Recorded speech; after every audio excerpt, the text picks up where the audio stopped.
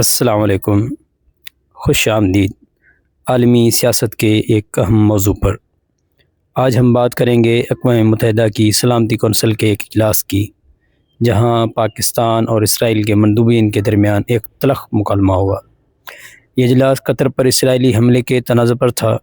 آئیے جانتے ہیں کہ کیا ہوا۔ I am obliged to take the floor to respond to some comments. The representative of Israel perhaps did not listen attentively to all council members and other speakers in today's debate. And in our view, it is unacceptable, indeed ludicrous, for an aggressor, an occupier, a serial violator of UN Charter and international law, that is Israel, to abuse this chamber and disrespect the sanctity of this council. And this is not the first time. And by pointing fingers on others, baseless assertions primarily aimed at masking its own illegal actions. I am obliged to take. یہ اجلاس قطر پر اسرائیلی حملے کے معاملے پر الجزائر، پاکستان اور Somalia کی درخواست پر بلایا گیا تھا۔ پاکستانی مندوب عاصم افتخار احمد نے اسرائیلی حملے کی شدید مذمت کی اور اسے قطر کی خود مختاری کی خلاف ورزی قرار دیا۔ اسرائیل کے مندوب نے جواباً ایک متنازع موازنہ کیا۔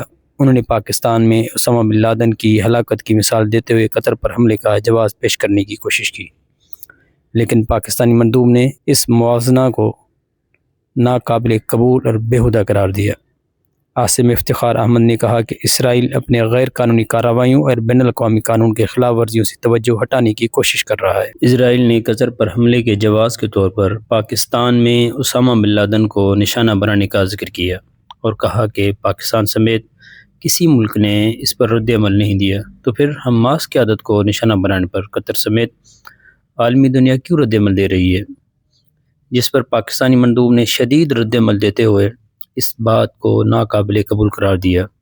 لیکن میرے خیال سے پاکستان نے اپنے جذبات کا صحیح طرح استعمال نہیں کیا، کیونکہ انہوں نے تو مبنی بر حقیقت ایک بات کی تھی جس کا جواب جس جذبات کے ساتھ بنتا تھا، تو اس حساب سے تو پاکستانی مندوب نے بھرپور بلکہ اس سے بڑھ کر شد و مت کے ساتھ اپنی ناراضگی کا اظہار کیا۔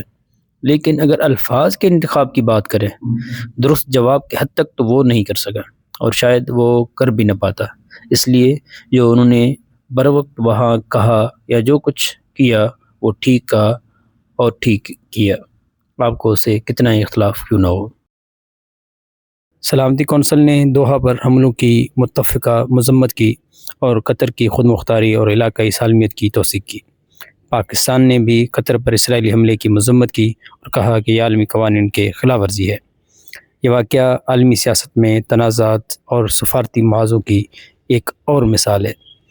اس طرح کے واقعات عالمی برادری کو یہ یاد دلاتے ہیں کہ بین الاقوامی تعلقات میں تنازعات کا حل سفارتکاری اور بین الاقوامی قوانین کے ذریعے ہی ممکن ہے۔